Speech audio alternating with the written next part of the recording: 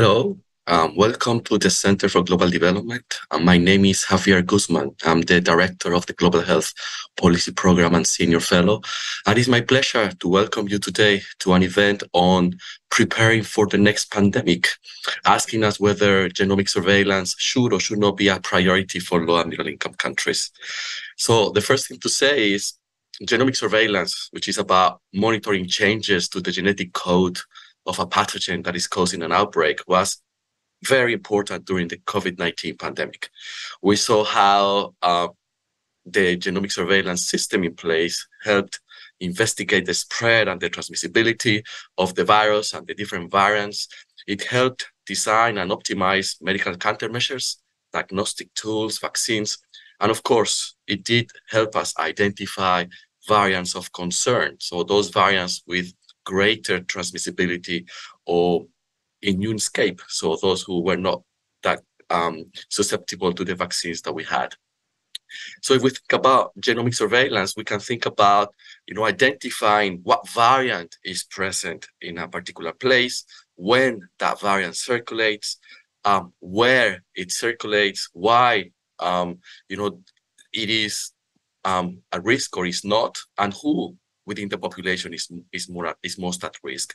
So that basically, some people have said that it's about flying with knowledge, flying with information. And the advice is to basically sequence 5% of the positive samples. However, we know that in the COVID-19 pandemic, only 13 countries worldwide were able to sample these 5%. Questions of what benefits, what costs, how you do it are very important now that we talk about pandemic preparedness and we talk about the pandemic fund and how we strengthen the country's response and pandemic preparedness systems. So with that, we have, it's my pleasure to introduce Professor Saran Dio, who is the Professor of Operations Management and Executive Director of the Max Institute of Healthcare Management. He's also a Deputy Dean for Faculty and Research at the Indian School of Business. He will be presenting some work we did between the Max Institute of Healthcare Management and CGD to assess the cost effectiveness of genomic surveillance in India. He will have a short presentation, 10 minutes, and then I'll have a stellar panel. We will get into more specific questions and implications of this research. So thank you very much for joining us, and Saran, over to you. Thank you, Javier, for supporting our work and also providing this opportunity to present some of our findings. I hope it leads to more discussions and, as researchers like to say, more questions to answer in the future. As you said, I have a short presentation. We essentially did a modeling exercise to assess cost effectiveness of different whole genome sequencing strategies.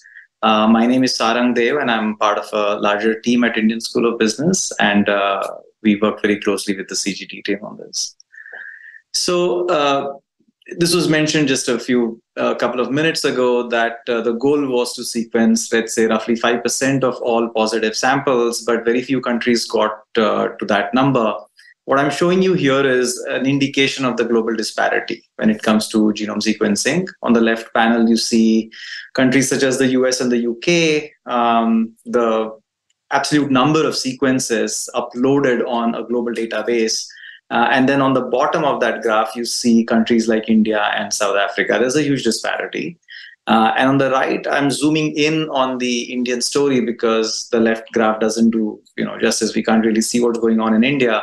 So, of course, the number of sequences uploaded or processed increased over the course of the pandemic, but it was a much smaller number in hundreds of thousands, as you see on the left axis of that graph, compared to the millions of cases that were reported. So we are not talking about 5%, we are not talking also about 1%, much lower than that. And this fact was well recognized as the pandemic was raging in the country, in India. Everyone from press houses, media, to different international development partners, researchers, even sort of civil society entities talked about the fact that we are not sequencing enough. Right now, there are, of course, a multitude of challenges, constraints in a low middle income country like India. And we wanted to understand what really, are those challenges, and what if those constraints could be alleviated, the constraints in the health systems. And I must say that during this time, between the first and the second peak of the pandemic, our team was working very closely with some state governments trying to improve their diagnostic capacity. And when the question of genome sequencing came up, the first answer we got very quickly was, oh, it's very expensive. We don't have the budgets to be able to do that, to ramp up the capacity to the level needed. And of course, the next question is, well, there's cost to it, but there will also be some information or knowledge that comes out of the sequencing, as Javier pointed out. So have you thought about cost effectiveness of this investment? And it was apparent to us that this information is a very fuzzy concept for practitioners on the ground, because that information needs to be translated into some decisions, those decisions into actions, which then translate into outcomes. And hopefully in the long run, we are able to say that this is cost effective. And it's hard to do this as the pandemic is raging. Also hard to do with actual data that you collect to see whether there is cost effectiveness to these strategies. And so we decided to take a modeling approach to even understand what the contours of these different costs and benefits are going to be. Now, take 5% of samples to be sequenced as a rule of thumb. Where does that number come from? I'm sure a lot of thought has gone into that, but it's unlikely that that one single number is going to be the best number for all different geographies, for all different types of health systems. One could argue if you do more and more of sequencing, so instead of 5%, if you did 10%, 20%, 30%, it should be better, because you'll be able to get to that variant of concern or variant of interest faster. But it's also true that if you put more and more samples into the sequencing system, if you will, you're going to load those labs. You're going to create a lot of congestion in those labs. And that's going to delay the results that we get out of those labs in terms of the sequences, and which will further delay the actions to be taken. So it's not clear that a higher proportion of sequencing is always better. Lower is definitely not better. So who knows if there's a sweet spot because of these capacity constraints that we face. Now, if you really want to quantify effects of this kind, you have to think about the conventional epidemiological modeling, look at transmission of diseases, evolution of new variants, but then also combine it with models of the health systems, what we call as operational modeling. You really need to zone in into inside a lab and see what kind of capacity constraints they face. Also, the way samples are brought to these labs, are there constraints there? And that is essentially our modeling framework. It's an integrated framework that takes transmission or epi modeling, combines it with operational modeling. And the outputs from the epi model get into the operational model. Similarly, the outputs from the operational model, such as the turnaround time or delay in sequencing, will then feed back into the epi model, because longer it takes for the sequence to be generated, longer it takes for a corrective measure to be implemented, and hence longer it takes for the epi curve to be pulled down, if you will, through those corrective actions. And those two models together help us to assess the cost effectiveness of different surveillance strategies. So that's really the high level view of our modeling framework. I'll try to go into each of those boxes very quickly and then give you a glimpse of the results in the short amount of time that I have. So the epi model is a relatively standard model. I'll not spend too much time on this. It's a variant of the SEIR type models that all of us have become very familiar with during the pandemic.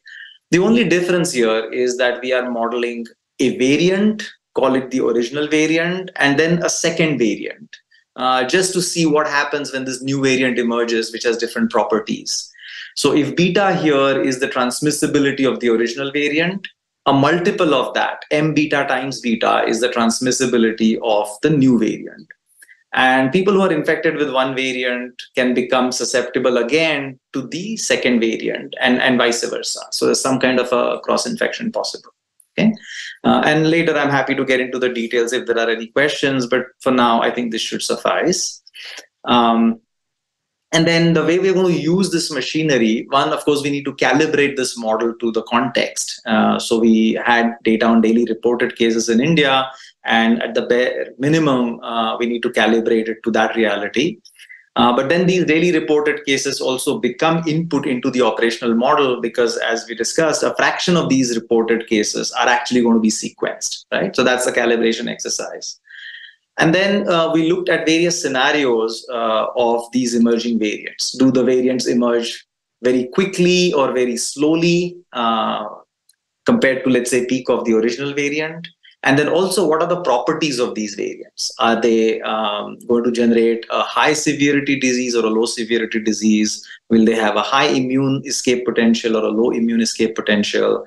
Because again, the effectiveness of the interventions is going to depend on these properties of the variants. The intervention itself, we kept it fairly simple. You increase the testing proportion in the population once you detect a new variant. And then you also try and increase the capacity of the health system. So if you think that this variant is going to result in a lot of severe cases that need to be hospitalized, then this information can help us to assess how much the capacity in hospitals need to be increased.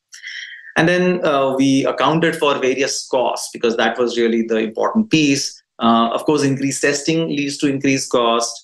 If you're going to isolate these positive cases, either home-based isolation or facility-based isolation, that's going to have some cost. And then if you are going to ramp up the bed capacity in the hospitals, that's going to have some cost. And the hospitalization itself will be costly. So all those costs were accounted for in the model.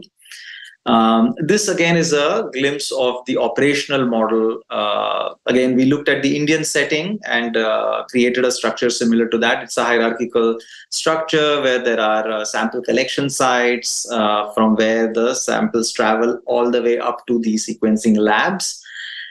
And that's not the end of it. After the sequences are generated, then there is a bureaucratic or a technocratic process by which those sequences are deemed to be of importance, of critical importance, and then some decision making happens. And then those decisions are transmitted down to the state level where those decisions are actually undertaken. So there will be delay even after a sequence has been generated, and we wanted to account for that. Now, what you see here is a version of a decentralized system, as we call it, where there are multiple sequencing labs and a bunch of collection sites are connected to those labs. You could also conceive of a centralized system where there is all the capacity is collected in one physical place, because we know there are economies of scale by doing so, even if it may lead to slightly increased transportation time. So we wanted to assess those strategies of what would happen if the capacity was centralized instead of being decentralized. I'm just showing you now a few results to give you a sense of what comes out of this model. What you're seeing here are two graphs. One, the left-hand side is calibrated to the baseline capacity in India, a number that was very hard to get at. So we, in fact, calibrated the model to ensure that the turnaround times predicted by the model are similar to those reported in the public data. But what we are showing here is how the turnaround time changes as a function of what fraction of samples do you send for sequencing. And we started with 5% because that's a nominal number. And if you increase that percentage, then initially the turnaround time reduces, because there's a higher chance that you'll be able to detect this variant. You're sampling more. But if you sample a whole lot more, if that percentage increases quite a bit, then there is a possibility of that turnaround time increasing because of the congestion effect that I had talked about earlier. That now a lot of samples are in those sequencing labs, they are waiting to be processed, and that leads to further delays. However, this problem of the turnaround time increasing with increased proportion of sequencing can be alleviated if we add more capacity. So that's what you see on the right panel, that the U-shaped curve no longer is U-shaped, that you are able to reduce the turnaround time by investing in greater capacity, of course, which will be more costly, and we'll account for that in our modeling. Now, this is really the main slide of results, and it's a busy slide. So let me tell you what we do. We take the turnaround time estimates from the previous slide, and then we embed the turnaround time predictions into an epi model to say, if an intervention was implemented after that delay, after I found the sequence, I'll be able to clamp down some transmission, I'll be able to create more hospital capacity, and all of those will have beneficial effects at some cost.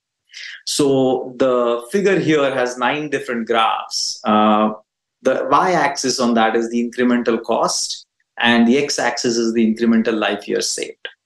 And the dotted line on each of those graphs is really the threshold for cost effectiveness. So anytime you see a square or a circle above the dotted line, that corresponds to a scenario which is not cost effective. And anytime a circle or a square is below the dotted line, it shows a scenario which is cost effective. Okay. Now, the squares correspond to the decentralized system of sequencing that I had talked about earlier, and the circles correspond to a centralized system where there are benefits from centralization because you may be able to reduce the turnaround time. And the different colors correspond to the different variant properties based on the severity of the disease that it may inflict and also the immune escape potential. Now, while there are a lot of graphs, I think the main thing to take away is that in many of those scenarios, in most of the scenarios, sequencing is cost effective, which means most of the dots and the circles and the squares are below the dotted line. That's generally a positive. Okay, so although it's expensive, admittedly, but the benefit that you get from investing will be worth it, right? Now, of course, there are some scenarios where you do not have cost effectiveness of sequencing, and it's important to understand where that is happening. It's happening for 2 scenarios where the variance emergence time is either 70 days or 160 days, which means these variants are emerging slowly as compared to, let's say, 25th day of variant emergence.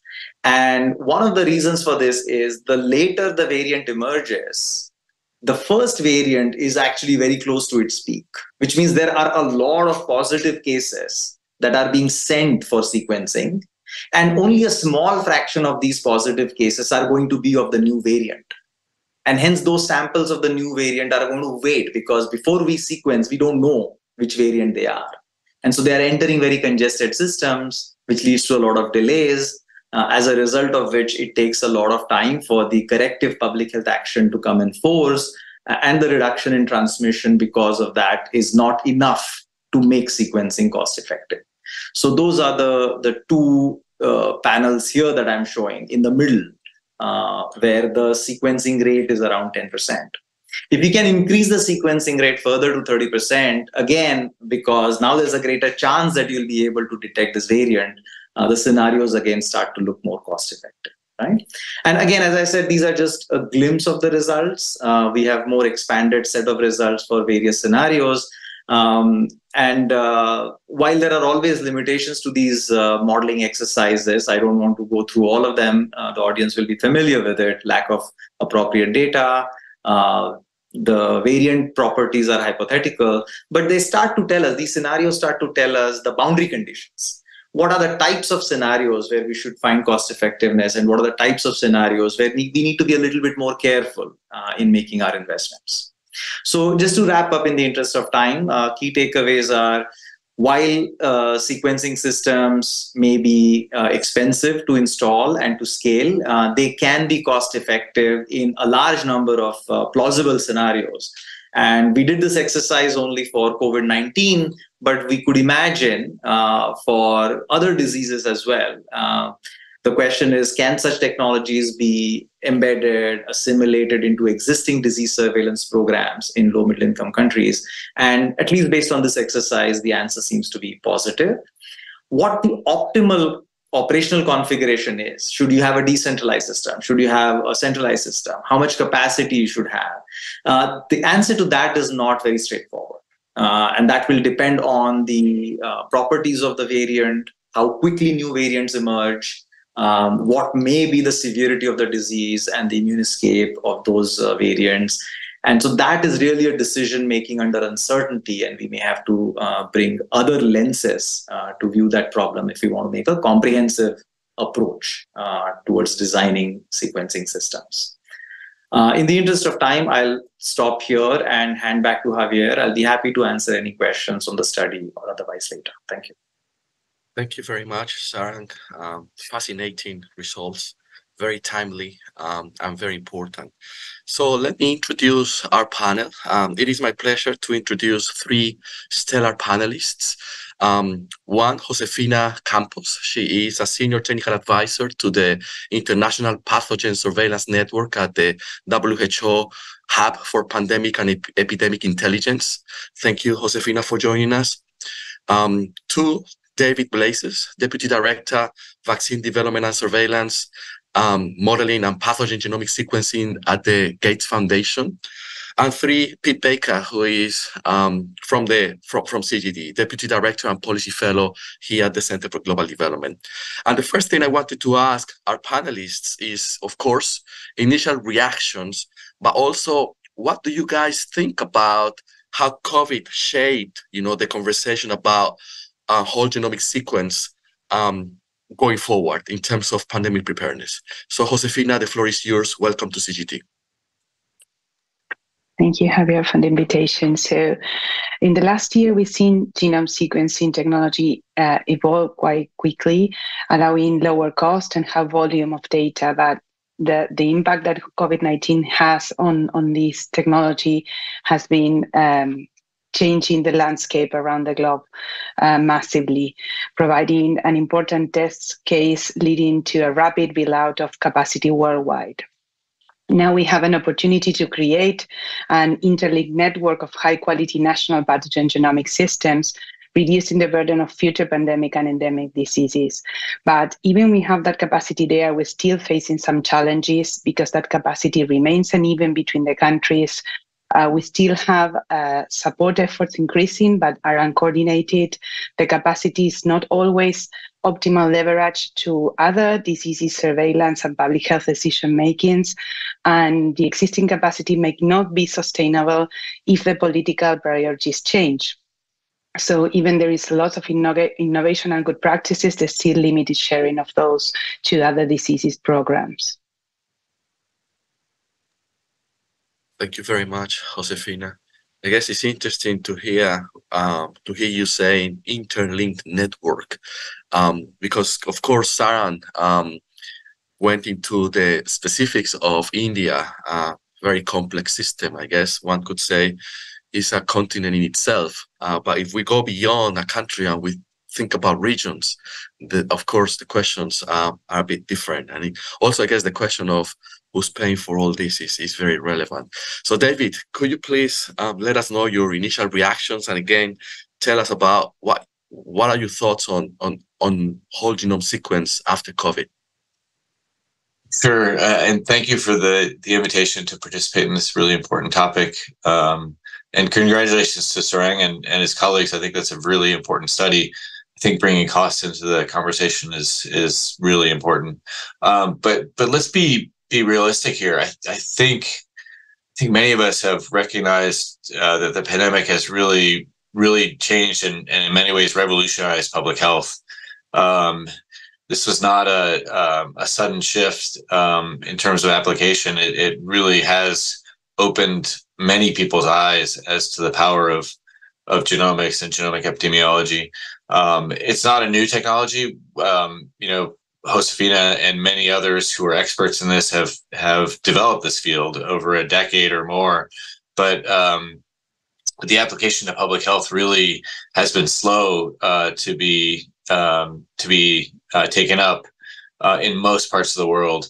And I think the COVID pandemic and SARS-CoV-2 really opened people's eyes as to the potential application of genomic epidemiology and brought it not only to the forefront of science, but to the public. And, who was talking about variants before, in terms of the lay public and that level of detail? Nobody. And this really brought it to the forefront.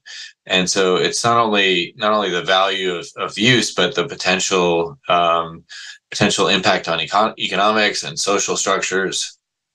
So I think this is a revolution. I think it's not going away, and the application for public health is, I don't think we can underestimate the potential value here. I mean, as many people have already said, there are challenges, though. I'm sure we'll get to those in the course of the discussion. But I would say up front that this is going to change public health. It already is. How it's implemented and how extensively we can use it and for which pathogens, which diseases. I think we still have a lot of work to do, especially in many places where resources are limited. But I think this is it's a paradigm shift in many ways. So I'll stop there. Thank you, David. So you're telling us that it's not if, but how. So the revolution has already taken place, and we'll see what happens going forward. Pete, what are your thoughts, initial reactions, and how COVID has changed the conversation about whole genomic sequence? Thanks, Javier, and thanks to Sarang for the groundbreaking work. I think, as the other speakers have said, it's really transformed this conversation from a kind of a niche topic led by scientists.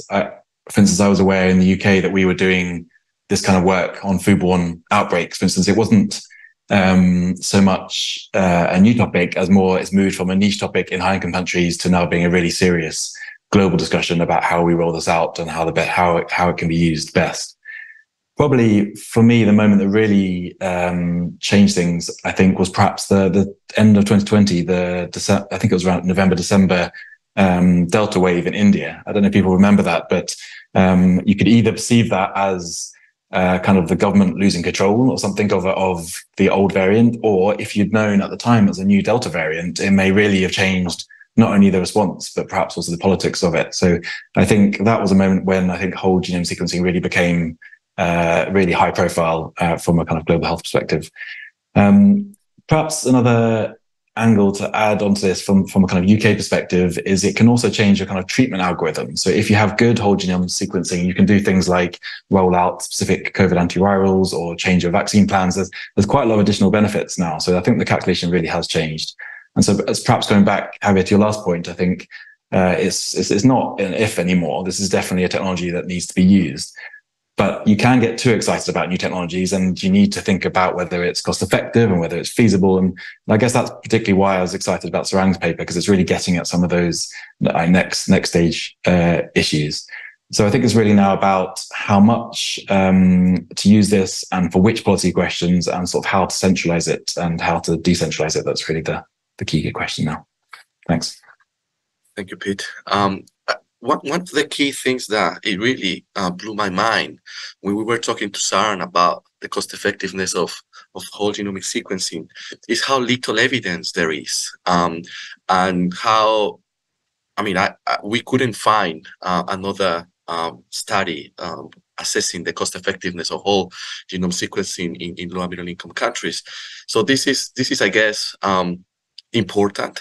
We also did some work as part of the initial call for proposals from the pandemic fund, trying to identify the best buy. So what should the pandemic fund be investing on? And there wasn't much. So there wasn't much evidence on the best buys or the cost effectiveness of interventions.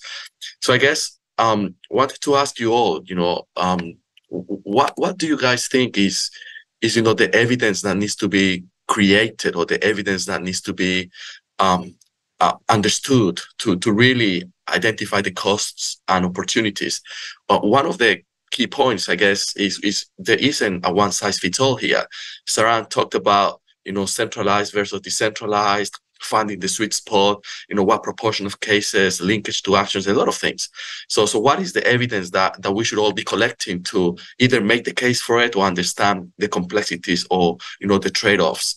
And Sarang, maybe I'll start with you, because you did a very thorough literature review of what's out there, and of course you did the study. So please, what are your thoughts on this? Yeah, thank you, Javier. I think that speaks to the pains that we underwent in the beginning. There is, of course, literature on cost effectiveness of sequencing, but mostly in hospital settings, where you are trying to understand, if let's say it's antimicrobial resistance, trying to understand transmission patterns within patients. So which patient should you isolate? What parts of the hospital should you isolate? But when it comes to public health, there was nothing. And we realized that if you're going to build a very detailed operational model, you need to have a very good data, not just on the epi side of things. And a delta variant is a delta variant in the world anywhere. But if I want to estimate capacity of a lab in India, I can't take data from UK because the machinery is different, people are different, processes are different. So that was one data poor part of our model, and so we had to go through a lot of hoops to calibrate the model to get a realistic assessment of the existing capacity. You're right, there is no one size fits all. And so, one question that I have posed to a lot of experts like Josefina, and maybe today we'll get the answer, is we're making this decision under uncertainty. We don't know what the new variant is going to be. We may not even be able to have a probability distribution on the properties of that variant. Or maybe we can, I don't know, now that we've seen many variants for a disease, can we create some distribution? So I think, to me, that's the next frontier, because policymakers are not going to invest for a variant of a particular type or another type, right? They're going to say, who knows what the new variant is going to be, and I want to cover my bases. Tell me what's the bare minimum capacity I need, or what's the optimistic scenario. So that is where I would actually like to take some of this work forward. And of course, models are models. So, what kind of epi data can we collect that measures the actual impact of such systems? I'll pause there. Thank you. Thank you, Sarang. Josefina, do you want to comment on this question about what evidence is needed and, opportunity cost and, getting policymakers to act on this? Yes, of course. And I think this has to do with the use cases that we're going to build for establish pathogen genomic surveillance in a regular basis. It's not just to act to the new variant, but actually to have that system in place. So how we incorporate this pathogen genomic surveillance to the existing surveillance is critical. Because as then we cannot be acting on the new variant because we don't know what's going to be. And we also need to have this capacity in place established to have a diseases program as well. And the IPSN, there are many different efforts ongoing. We have a use cases piece that help to visualize the use of pathogen genomics in different diseases that each country can prioritize according to their needs and their endemic and possible pandemic diseases. But also another piece of work that is the country capacity framework, where, as you mentioned, it's not one size that fits for all.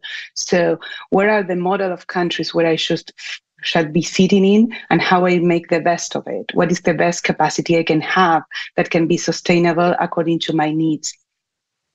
And then there is the global investment case, where we're actually trying to set up, and this is an ongoing work, a future target stage and a global cost for pathogen genomic investment, and defining the impact of that investment in a global context. So again, there is no one fit for all, and there's still a lot of gap in the knowledge of what are the uses of pathogen genomic surveillance for the different diseases. And the uses can go from early detection, outbreak investigation, contact tracing, traceability, treatment, and clinical management, among others. And the cost, depending how the use and how it's implementing in the surveillance system, is different. So we have to have all these variables in place to make a complete analysis. Thank you, Josefina. I heard investment case, and that basically brings me to a lot of global health conversations, a lot of investment cases to, make the case to funders. So, David, you are a funder. So, what kind of evidence is needed to steer you in the direction of funding more or doing more in this space? Yeah, it's a really important question. I think the thing that we should step back and look at is, there is value in a genome sequence for sure of a pathogen, and but I think where it is most useful and most helpful for public health decision making is when that genomic data is paired with epidemiologic data, with clinical data, with functional immunologic data. And currently and throughout the pandemic, there were a very limited number of countries and sites that could actually do that pairing of genomic data with metadata that was relevant. And we all know those countries. We're all waiting for data to arrive, for the wave to affect those populations. And we shouldn't do that. There should be the ability to pair genomic data with clinical data and with epidemiologic data and with that immunologic data. And so it's not a question in isolation. We need those streams of data and those capabilities to be in many more places. And I'm of the opinion that sequencing should be as local as possible for decision making. So building that capacity is important for the foundation, and I think for many sites. But how to do that is not easy because it is expensive, and it shouldn't be done in isolation, right? If we just have a bunch of sequencers, whether it's small or large, it doesn't matter, right? You need to have the right size sample and understand the context. So I think there's a lot of work that has to be done. I think supply chains, for example, are a huge issue that should be worked on. And some of my grantees and partners in Africa have waited literally 7-8 months for supplies and reagents to do sequencing. So there are huge challenges that have to be overcome before we can get to the sweet spot of where sequencing is valuable for everybody. I think the other thing I'll mention is many countries did heroic work in terms of producing sequences, and as many people know, the volume of genomic sequence that's been uploaded to accessible databases, it's unprecedented.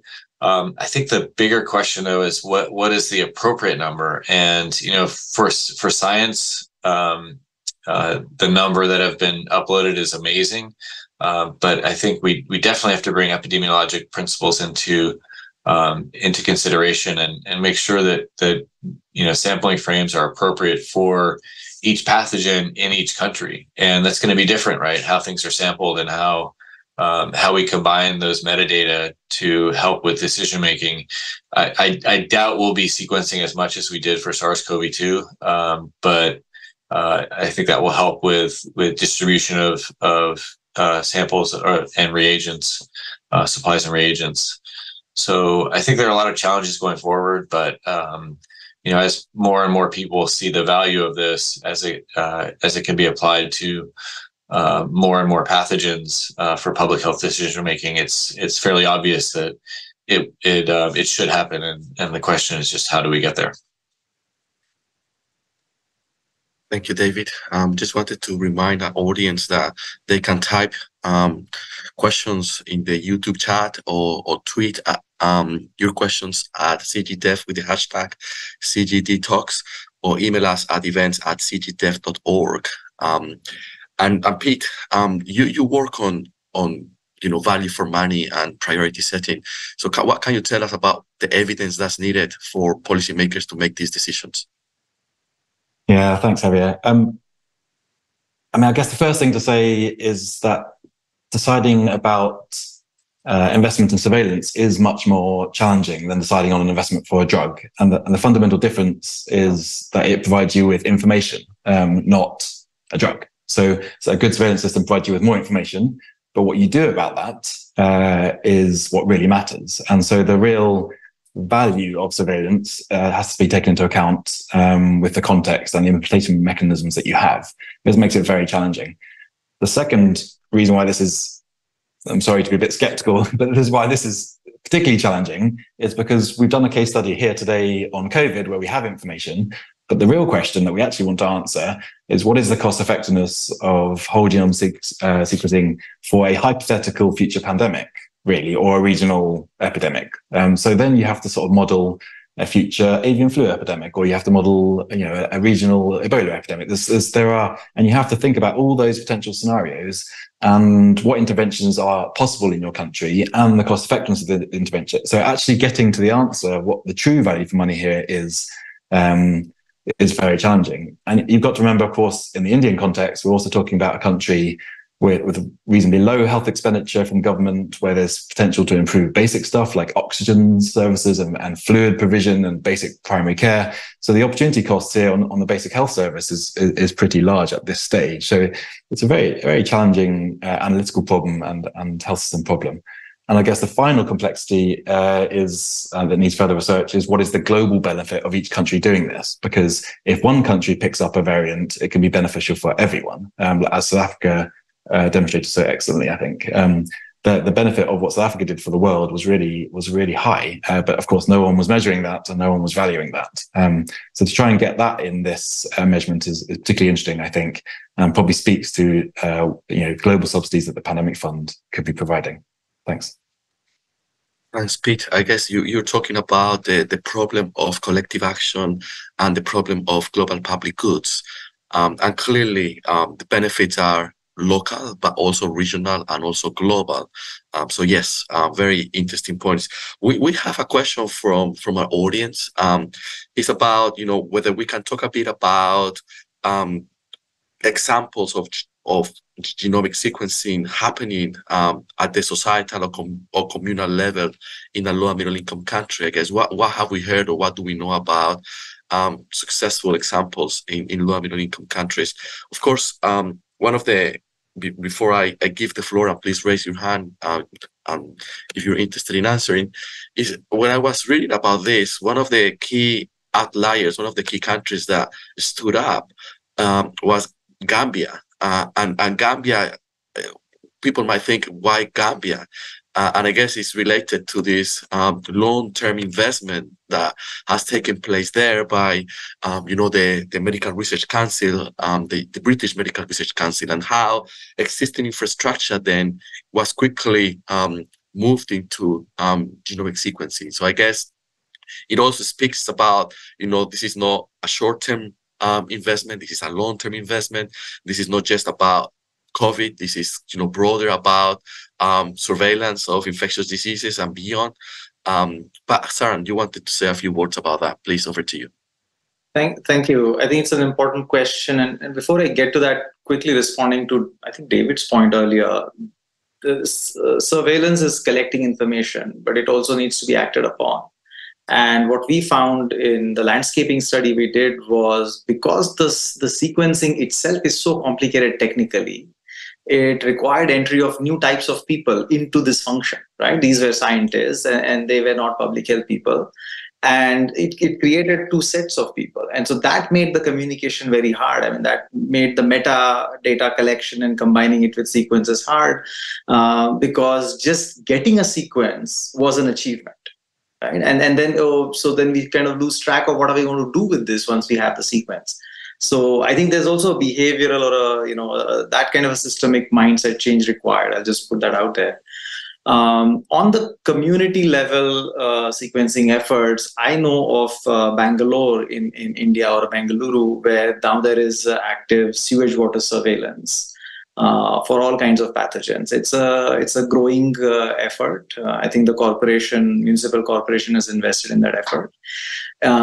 Again, is it being used routinely to make public health decisions? I think that's the part that's not fully clear, but it's moving beyond COVID to other pathogens and other diseases of interest. So that's something I want to share. Thank you. Thank you, Saran. David, Josefina, Pete, any comments on that question about successful examples that you can share with the audience? I can share. So from my personal experience, so Argentina is a perfect example. So we came from investment from research grants before the pandemic to a completely investment for the government. We are not only incorporated genomic surveillance to the priority pathogens of the country, like respiratory virus and foodborne bacteria, but also we have a national federal network. So where all the provinces in Argentina, 24 provinces in Argentina, have their own sequencing capacity established to provide information for public health. And when I said that, and that's quite important because all you mentioned, it's linked to the epidemiological metadata, and we're talking about genomic barriers. incorporated to the surveillance system. Like we are talking about VOCs or VOIs for SARS-CoV-2, but detecting genomic variables to incorporate to the system, because genomic data can be so overwhelming that it's super important to discuss with the epidemiological team what of these data can actually make a difference in their public health decision making. Thank you, Josefina. I guess please go ahead, David. Please go ahead. Yeah, I can add to that. I mean, you can bring up examples on individual patient levels in hospitals in terms of tracking antimicrobial resistance and clonal outbreaks, that would necessitate different interventions at a clinical basis. So infection control practices, for example, in a hospital. You can use it for contact tracing of cases of Ebola. So that's certainly been used in the DRC and Uganda and other countries in Africa during various outbreaks there. And then at a more population level, certainly understanding what is circulating and how vaccines can be deployed is really what we're targeting. And so whether this can be used for whether genomic sequencing can be used for mpox and outbreaks of cholera is something that we're highly interested in, because those do have population level concerns. And if you can understand where pathogens are circulating, where they're coming from, and where they could potentially go, you better understand where vaccination campaigns should be undertaken. And so there's a lot of use cases. I think they vary depending on the pathogen and the location and the priority for each country. But there's a number of potential use cases that are super important in today's world. Thank you, David. Pete, over to you. Thanks, Javier. I guess just to stress the UK experience, right? So with at one point, I think the UK was providing like a third of all samples to the database. And I think my understanding of that is it wasn't because the UK rapidly invested in the pandemic, but it was because it was able to build on using WGS, whole genome sequencing, for day-to-day non-pandemic use, right? So it feels to me that a key part of the conversation that's perhaps missing here today is that sustaining investment in this in between pandemics will be very hard unless you make the case that this is useful for day-to-day health service treatment and so on and monitoring. So I would have thought we need to look for the value for money and the benefits in day-to-day non-pandemic impacts. Although, Pete, the only thing I would add to that is I'm not sure that the use of genomic sequencing should be that extensive, right? It's probably not appropriate in most settings. That's a good point. To reach that level of sequencing. Maybe Josefina has thoughts too. Yes, completely agree. So it depends on the settings and how it is used. You don't need that level of investment, not that level of throughput for all the settings. That's for sure. We have another question from our audience asking us about the opportunities and challenges for inter-country genomic surveillance, including cooperation and coordination between high-income countries and low- and middle-income countries.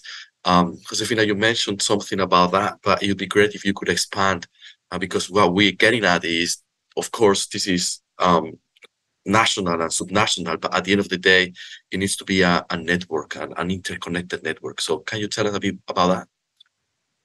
Yes, of course. So we have IPSN, so it's the International Pathogen Surveillance Network at WHO, which is absolutely have the aim of interconnect countries. And I will have to say, not just high-income countries with low and middle-income countries. I think there is a lot of opportunity of connection between low and middle-income countries that have different experience. I can share that experience in so many levels to help each other and leverage their capacity. So this is the aim of IPSN exactly, to leverage the capacity already existing in the country by interconnecting all the efforts and the countries itself. And again, knowing that it's not only high high-income countries, middle-income countries collaboration. There is a lot of opportunity between low and middle-income countries to share their experience, to share their knowledge, to share the models of surveillance, of pathogen genomic surveillance. As we can say, there is no one fit for all. So sharing different experience, it's absolutely helpful for the country's experience and leverage that capacity. Josefina, how many countries are part of the network at the moment? So there are a lot of ongoing countries getting into. I don't have the exact number now, but I can get back to that question. And we have more and more countries getting interest and getting formal involved. So it's now possible to get formally involved on IPSN. If you get to our website, there is a form that can be filled in to be formally part. And that I have the opportunity to say, we have a possibility of a small grants for all the countries participating in IPSN that can apply for that grants and use it to enhance their sequencing capacity. Does this have to be governments, or could it be independent labs, or who can join that network? We have members of all kind. Of course, there has to be a legal organization behind that, but we have members and we also have partners from all different institutions. We have research institutions as well, part of the community of practice of IPSN. So it's not necessarily government, but yes, it has to be legal organizations. Thank you. Any other thought about collaboration and networks?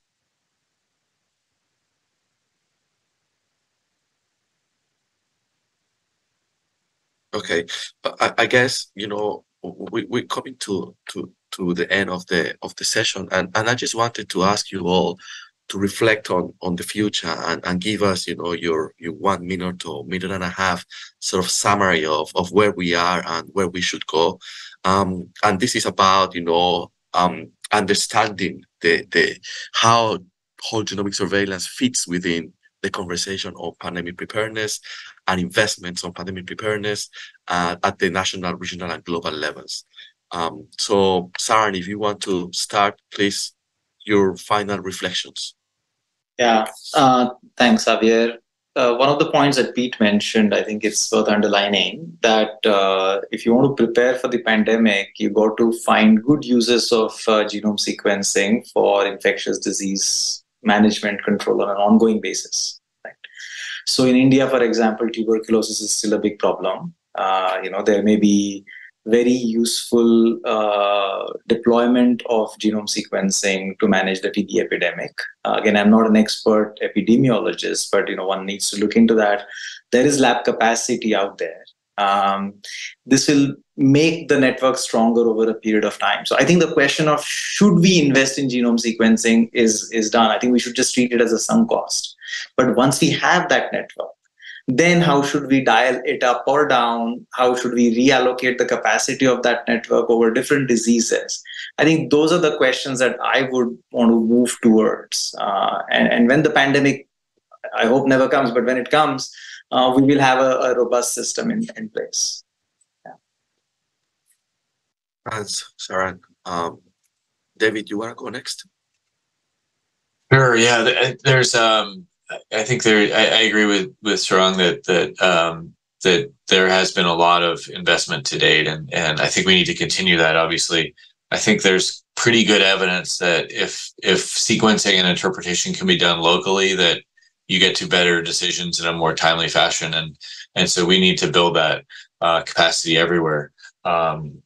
I think data sharing is going to be an issue going forward. I think we've all seen the value of genomic sequence data, especially as it's paired with epidemiologic data, as I mentioned. And so making sure that value is realized not only by higher income countries, but by lesser resource places is really important. I think having ownership of that data and ability to use that data for decision making locally feeds right into that discussion, right? So if you don't need to ship a sample to the high income country, and you can deal with the issues yourself, then I think you're more likely to be able to share those data for science purposes. But that issue is not going to go away. I think having a platform like IPSN will help with some of those challenges. I think building networks and building collaborations in quote peacetime, when there is not a pandemic, will only assist when there are challenges and public health, either epidemics or pandemics, and so that's important. I think for sustainability, we also need to make sure that as many use cases as possible are included. So we're not only looking at viruses with pandemic potential, but with antimicrobial resistance, and even getting into things like pest management for crops, and understanding livestock diseases and crop diseases.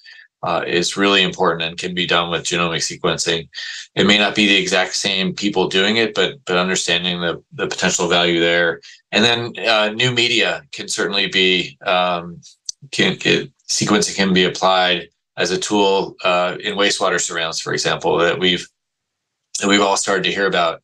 And the methods are different, and it's sometimes more challenging, but I think we will eventually be doing many other types of environmental surveillance to help us understand, spread and potential for spread of pathogens. And so wastewater is an obvious example, but I would guess that, going forward, we'll be sampling air and sampling groundwater and sampling soil and even sampling vectors such as mosquitoes and other things to help us understand the transmission and potential for transmission of pathogens.